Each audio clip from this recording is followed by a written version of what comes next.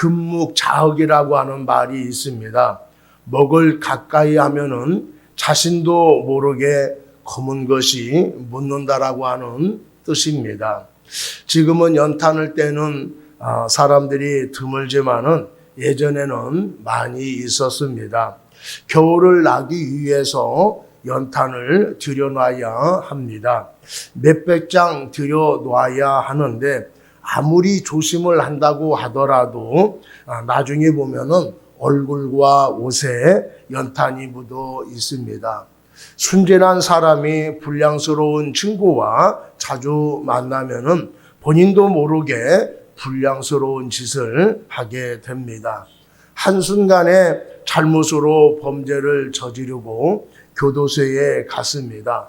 교도소에서 범죄자들과 같이 생활하다 보면은 그들로부터 다양한 범죄를 배우게 됩니다. 출소해서 새로운 출발을 하는 사람도 있지만은 그곳에서 배운 것으로 다시 범죄를 저지른 사람도 있습니다.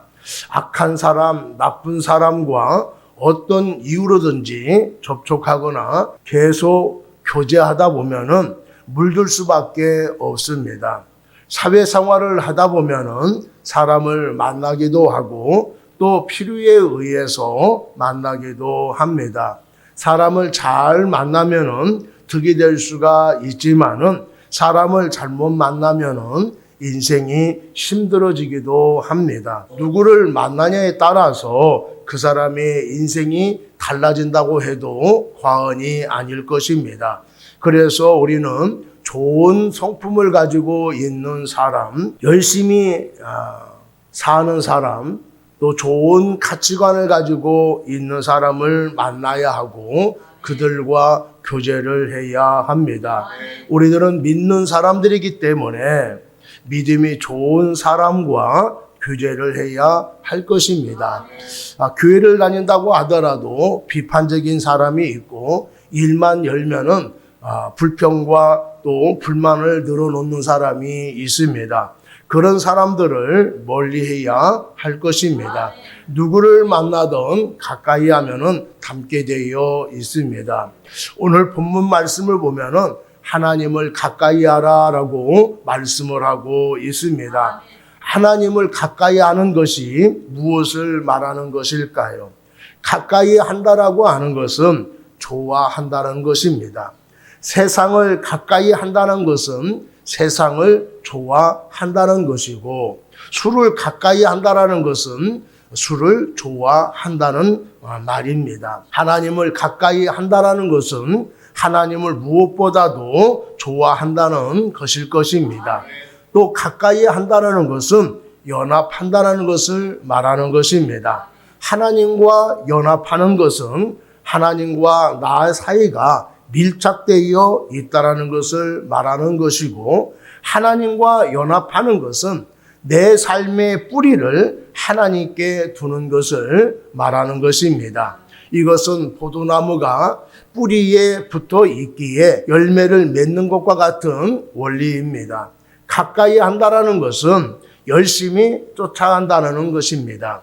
학생이 공부를 가까이 하면은 성적이 오르고 가족들이 집을 가까이 하면은 화목해집니다. 성도가 교회를 가까이 하면은 믿음이 좋아지고 성도가 말씀을 가까이 하면은 신앙이 성숙하게 됩니다. 성도가 기도를 가까이 하면은 문제를 해결받고 능력도 받습니다. 오늘 본문은 하나님을 가까이 하라고 말씀을 하고 있는데 어떻게 하는 것이 하나님을 가까이 하는 것일까요? 오늘 첫 번째로 하나님을 가까이 하려면은 마음을 성결하게 해야 합니다. 8절 말씀에 보면은 하나님을 가까이 하라 그리하면 너희를 가까이 하시리라. 죄인들아 손을 깨끗이 하라. 두 마음을 품은 자들아 마음을 성결하게 하라라고 말씀을 하고 있습니다. 신앙생활을 하고 있는데도 아직도 세상의 것을 끊어내지 못하고 이끌려 다니는 사람도 있습니다. 이런 사람들에게 손을 깨끗이 씻으라고 말씀을 하고 있습니다. 실제로 손을 씻으라라고 하는 말이 아니라 아직도 버리지 못한 죄된 성향을 완전히 끊어버리라라고 말씀을 하고 있는 것입니다. 죄악을 철저히 버려야 하나님을 향하여 나아갈 수가 있습니다. 하나님을 섬기면서 동시에 세상을 즐기고 있는 두 마음을 품은 자들에게 오직 하나님만을 따르고 쫓아가는 거룩한 마음을 가지라고 말씀을 하고 있습니다. 마음이 더러운 자들은 하나님을 볼 수도 없을 뿐만 아니라 하나님께 나아갈 수도 없습니다. 기독교인들은 하나님을 가까이 하기 위해서 먼저 죄악을 버리고 마음을 깨끗이 해야 하나님 자녀다운 삶을 살아갈 수가 있습니다. 열왕기상 18장에 보면은 이스라엘 백성들이 바알과 하나님 사이에서 누구를 섬길까 망설이고 있습니다. 이럴 때에 엘리야가 백성들에게 너희가 어느 때까지 둘 사이에서 머뭇머뭇하려느냐? 여호와가 만일 하나님이면 그를 따르고 바알이 만일 하나님이면 그를 따를지니라 라고 말을 했음에도 불구하고 백성들이 말 한마디도 대답하지 않았습니다. 우리도 교회와 세상 두 사이에 처해 있고 영과 육 두 사이에 처해 있습니다. 그 사이에서 이렇게 하면 좋을까 저렇게 하면 좋을까 망설이지 말고 유일하신 하나님을 믿고 있다라면은 예수님이 나의 구원자라고 믿는다고 하면은 한결같은 마음으로 하나님을 가까이 해야 할 것입니다.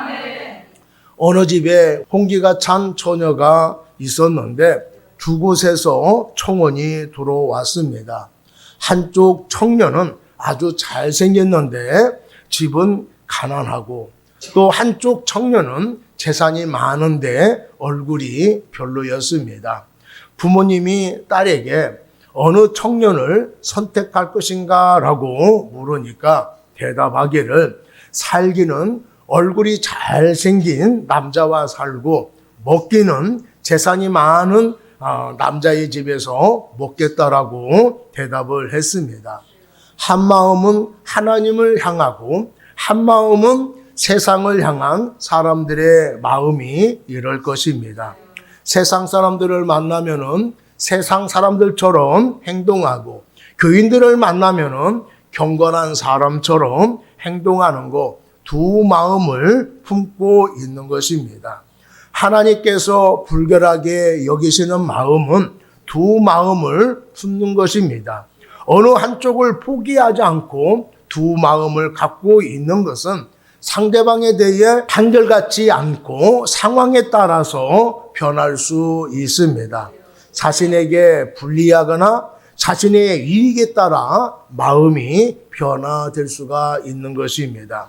성도들을 주의 깊게 살펴보면은 하나님과 함께 재물도 동시에 섬기려고 하는 두 마음을 품는 사람들이 많이 있습니다.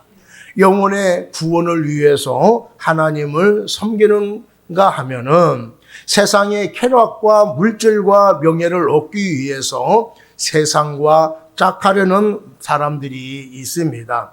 두 마음을 품고 유리한 쪽으로 이리 갔다 저리 갔다 이렇게 했다 저렇게 했다 하는 사람들이 있는 것입니다. 교회 선생님이 학생들에게 예수님을 섬기는 사람들은 세상 사람들과 다르게 경건하게 살아야 된다라고 가르쳤습니다. 그런데 이 선생님이 어느 날 회사 회식 자리에 참석하게 되었습니다. 그곳에서 술을 마시고 담배를 피며 아주 재미있게 음담패설을 이야기하며 시간을 보냈습니다. 또 어떤 신자는 교회를 가던 도중 같은 동네에 살고 있는 고향 친구를 만나서 동창 모임에 가게 되었습니다. 친구의 강권에 못 이겨서 몇 잔의 술을 마시다가 술에 취해서 교회도 가지 못하고 집에 돌아오고 말았습니다. 그 후에 동네 모임에 나가게 되어졌는데 술을 권하게 되자 나는 신자라 술을 마실 수가 없다라고 거절을 했습니다. 그때에 전에 술을 권했던 친구가 너는 친구들 모임에서는 술도 잘 마시더니 동네 사람들한테는 나는 신자라 못 마신다라고 하냐? 너는 왜 사람이 이중적이냐라고 그랬다고 합니다. 두 마음을 갖고 행동하다가 큰 창피를 당하게 된 것입니다. 여러분의 마음을 살펴보시기를 바랍니다. 혹시라도 두 마음을 품고 있다라면은 상황에 따라서 손바닥 뒤집히듯이 변할 수가 있습니다. 그런 믿음은 온전한 믿음이라고 말할 수도 없고 하나님을 가까이 하는 사람도 아닐 것입니다. 하나님을 가까이 하려면은 두 마음을 버려야 합니다. 여러분들이 하나님으로부터 풍성한 축복을 받기를 원한다면은 적당히 하나님을 섬기고 세상과도 짝하려는 생각을 버려야 할 것입니다. 오직 한 마음으로 전심을 다해서 하나님만을 따르고 섬겨야 할 것입니다. 한결같은 마음으로 하나님을 가까이 하면은 하나님의 도우심과 축복으로 형통하게 될 것이며 하늘에서도 큰 상급과 영광을 얻게 될 것입니다. 두 번째로 하나님을 가까이 하려면은 철저하게 회개해야 된다라고 말씀을 하고 있습니다. 9절 한번 보겠습니다. 슬퍼하며 애통하며 울지어다. 너희의 웃음을 애통으로 너희의 즐거움을 근심으로 바꿀지어다. 이 말씀은 기독교인들은 슬프게 살라는 말씀이 아닙니다. 자신의 죄를 자각하고 통회의 눈물을 흘리라는 말씀입니다. 두 마음을 품고 세상적인 것을 즐기는 삶에서 돌이켜서 이제 슬퍼하고 애통하고 울면서 회개하라고 하는 말씀입니다. 각기 다른 세 가지 행동을 말하고 있지만은 요구하고 있는 것은 철저히 회개하라는 말씀입니다. 슬퍼하는 것이 좋은 일은 아니지만은 하나님과의 관계를 바르게 하려면은 회개가 선행되어야 합니다. 자기 죄에 대해서 추하고 더러움을 깨닫고 철저히 통분할 때 진실한 회개를 할 수가 있습니다. 그런데 문제는 자기의 죄를 모른다는 것입니다. 죄를 눈으로 볼 수 없으니 자신의 죄에 대해서 심각하게 생각하지 않습니다. 그래서 죄를 짓고도 자기를 자랑하는 사람들이 있습니다. 이런 사람이 자신의 잘못을 회개할 수 있을까요? 잘못된 것이라고 지적해 주어도 뭐가 잘못되었는데 라고 한다든지 그래서 어쩌라고 라고 말을 합니다. 지적해 주어도 모릅니다. 성경에 보면은 바리새인들은 자신들이 남보다 의롭다라고 자랑을 했습니다.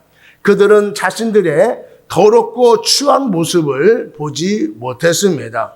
그래서 예수님은 저들의 잘못된 가르침을 지적을 했습니다. 제자들에게 바리새인들의 누룩을 조심하라고 말씀을 하셨습니다. 자신들이 의롭다라고 하는데 자신들의 삶을 보면은 전혀 의롭지 못했고 오히려 백성들에게 좋지 않는 영향을 주었습니다. 그런데 지적해 주어도 교만해서 자신들의 죄를 보지 못했습니다. 온몸이 골마 더지고 문드러지는 나병처럼 눈으로 자신들의 죄된 모습을 볼 수 있다면은 그 심각성을 깨달았을 텐데 보지 못하니까 죄를 인정하지 않았고 외면해 버렸습니다. 그것으로 끝났습니까? 죄를 지적한 예수님을 비하하고 모함해서 십자가에 못 박아 죽였습니다. 오늘도 이렇게 자신의 죄를 보지 못하고 의로운 채 하며 살아가는 교만한 사람들이 있습니다. 자신의 잘못을 인정하지 못하고 변명하거나 합리화시키는 사람들의 최후는 교회를 떠나거나 예수님을 버리게 되는 것이지요. 그러나 이런 사람들이 어떤 계기를 통해서 자기 자신의 잘못을 깨닫게 되었을 때에 눈물 콧물 흘리면서 애통하며 회개하게 될 것입니다. 베드로가 예수님을 멀찍이 따라가서 지켜보다가 추워서 불 쬐고 있는 사람들에게 갔습니다. 그곳에 있는 사람들이 한결같이 베드로에게 예수님의 제자라고 말을 했습니다.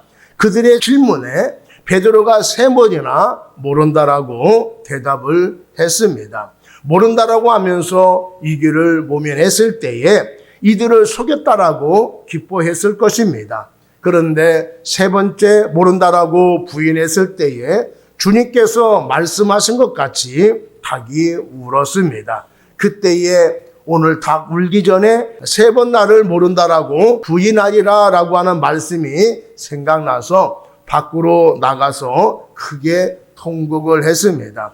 큰 소리 치던 자신이 부끄러워 견딜 수가 없어서 철저하게 회개한 것입니다.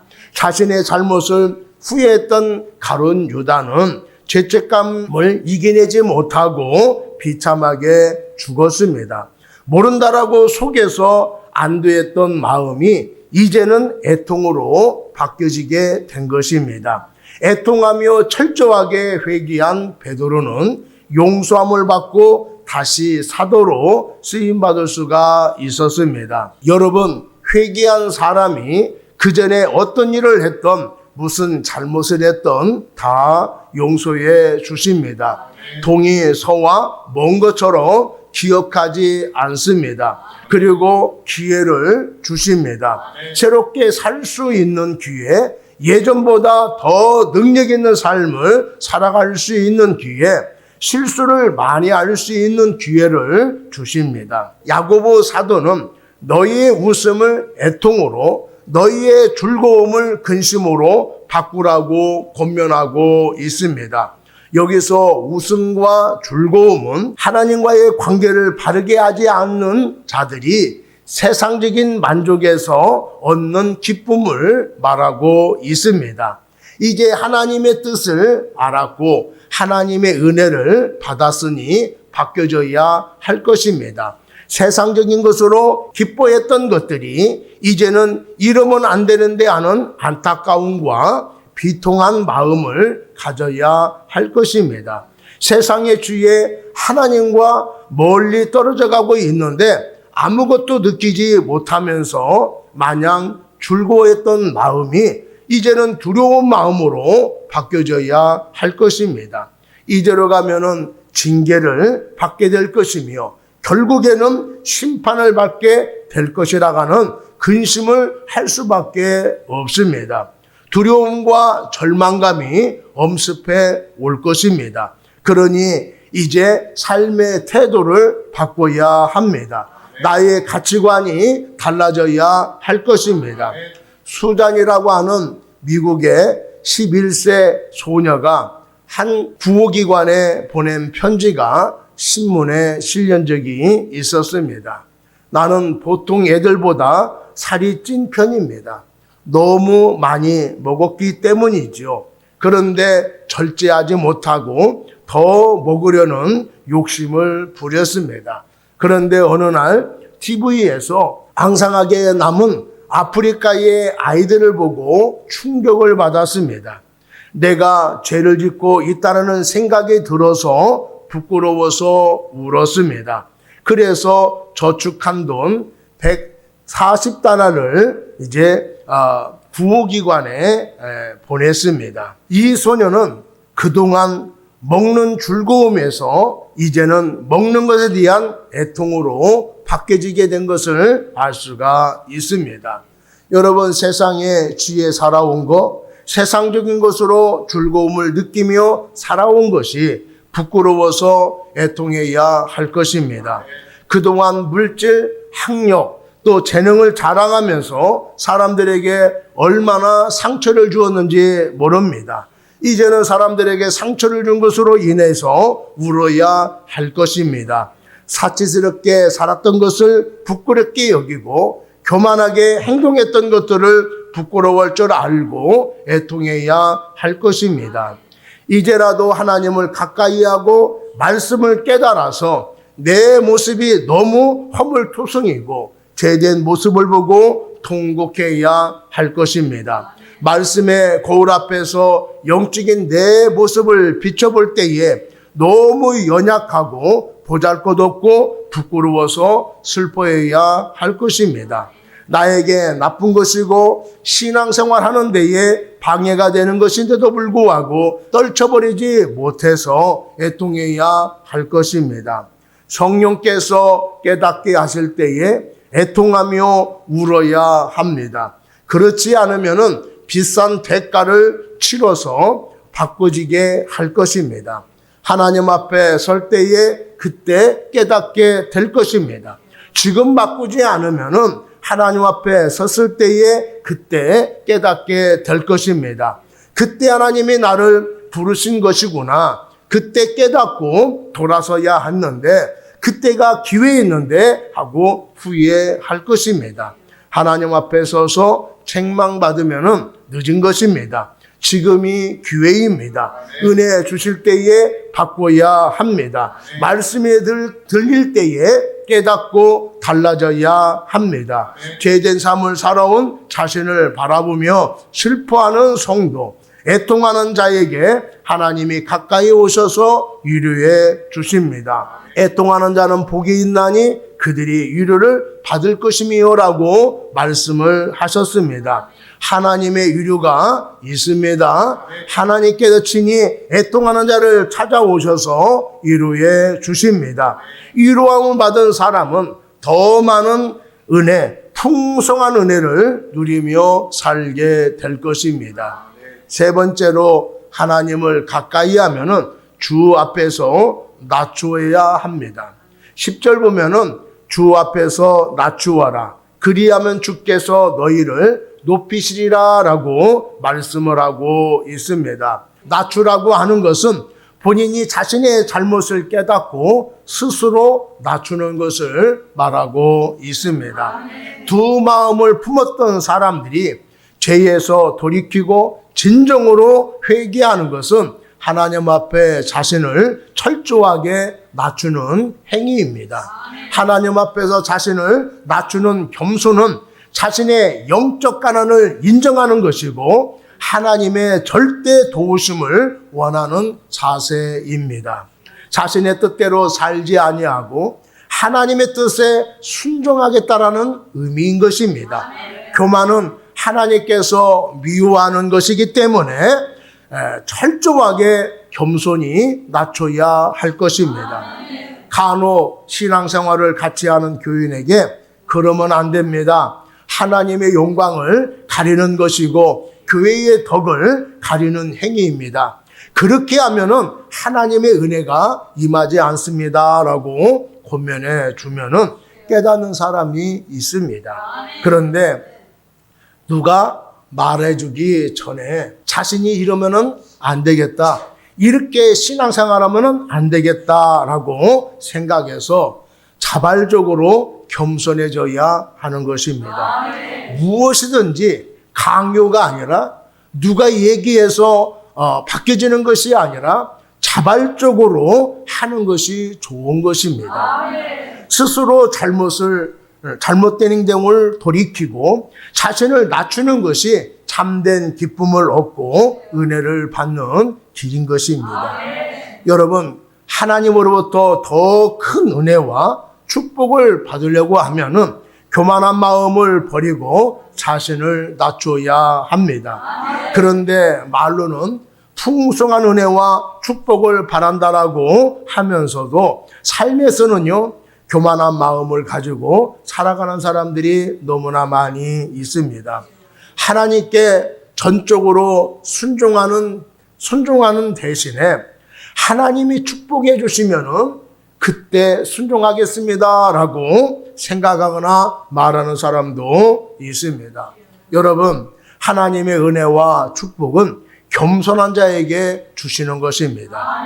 상황을 보는 사람, 조건을 거는 사람에게는 은혜를 주시지 않습니다. 물이 높은 곳에서 낮은 곳으로 흐르듯이 하나님의 은혜도 자신을 낮추는 사람, 겸손한 사람, 순종한 사람에게 주시는 것입니다.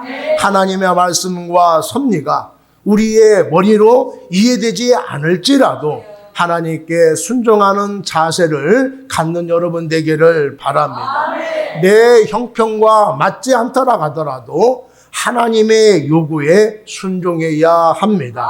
하나님의 말씀하시는 것이 이해되지 않거나 하나님이 요구하는 것이 형편과 맞지 않을 때라도 무리한 것을 요구한다 하더라도 은혜와 기적과 축복을 예배에 놓으시고 말씀하시는 것입니다. 그러니 이해가 안 되더라도 순종하면은 큰 은혜와 축복을 받게 될 것입니다. 성경에 보면은 나면서부터 앞을 보지 못한 시각장애인이 있었습니다.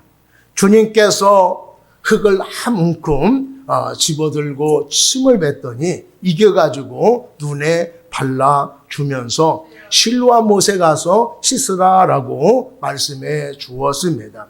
순종하면은 눈이 떠지는 기적을 경험할 것이다 라고 말씀도 하시지 아니하고 무작정 실로와 못에 가서 씻으라라고 말씀을 했습니다.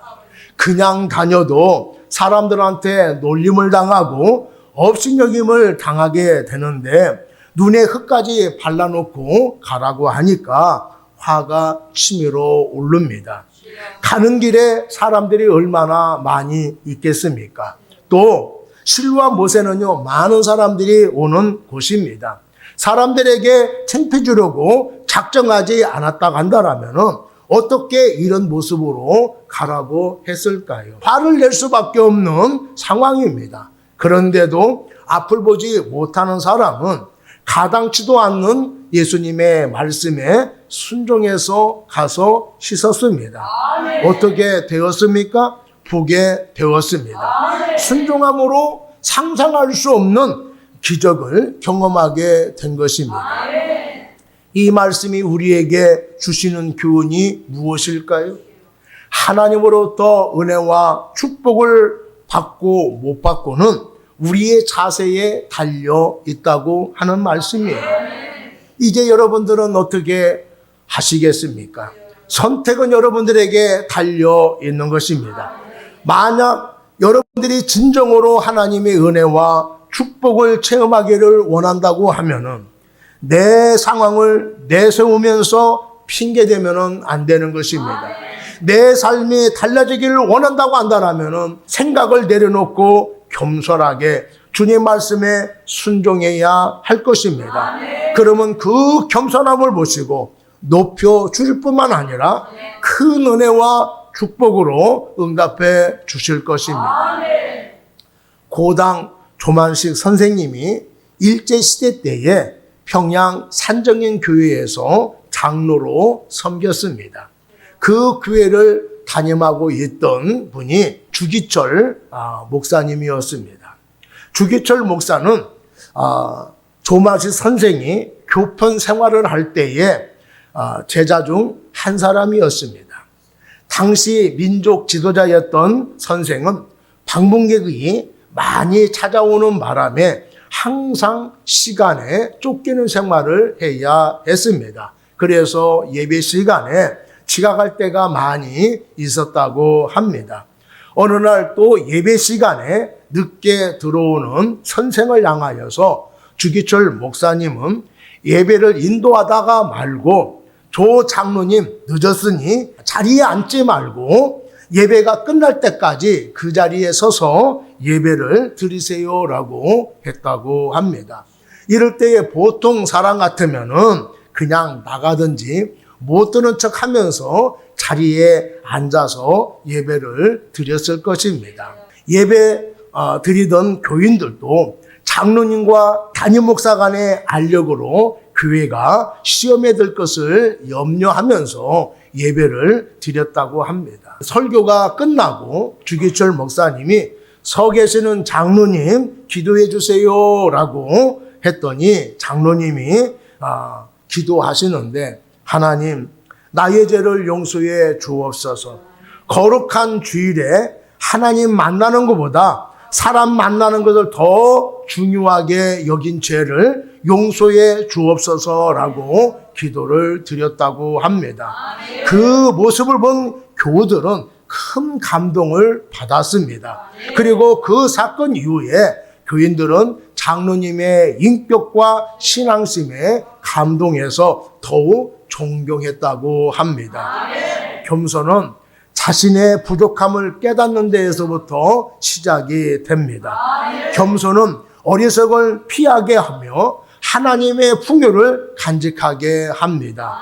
결국 낮추는 일은 우리 자신이 해야 할 일이고, 높이는 일은 하나님이 하시는 일인 것입니다.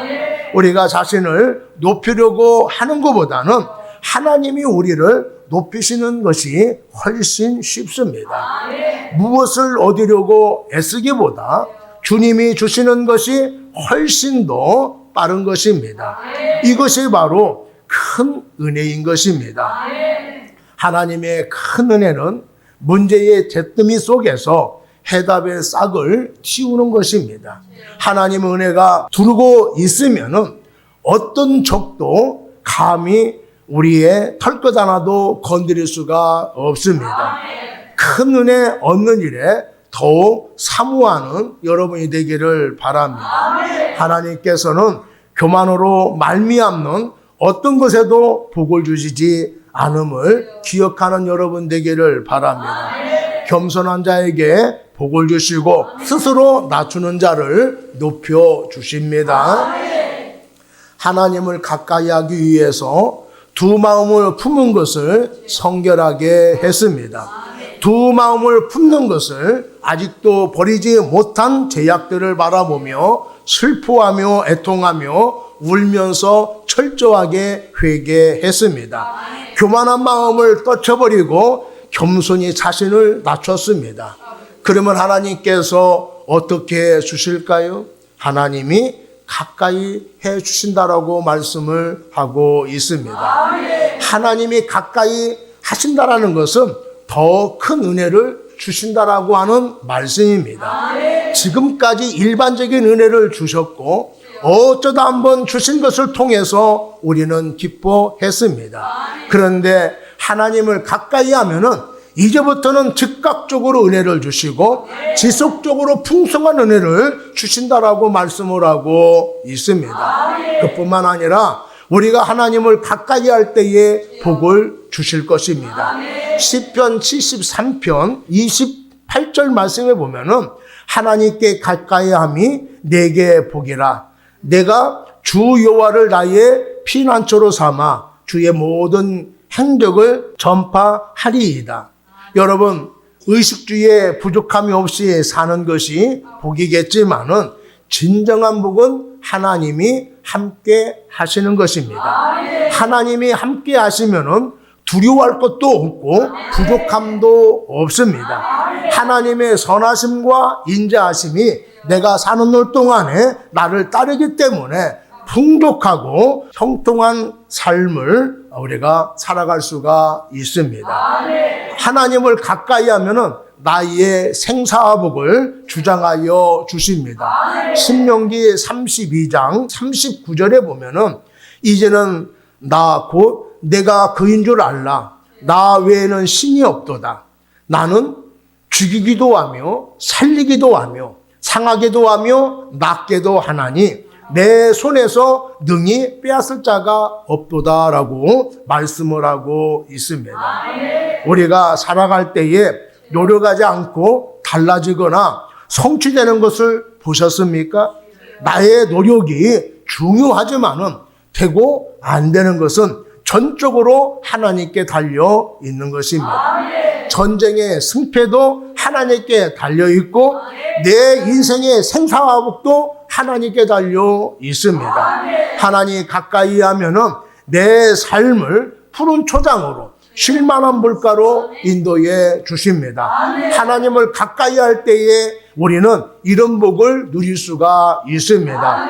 올 한 해 하나님을 가까이 하셔서 평안함과 예배의 오심, 축복을 한없이 누려가는 우리 모두가 되기를 바랍니다.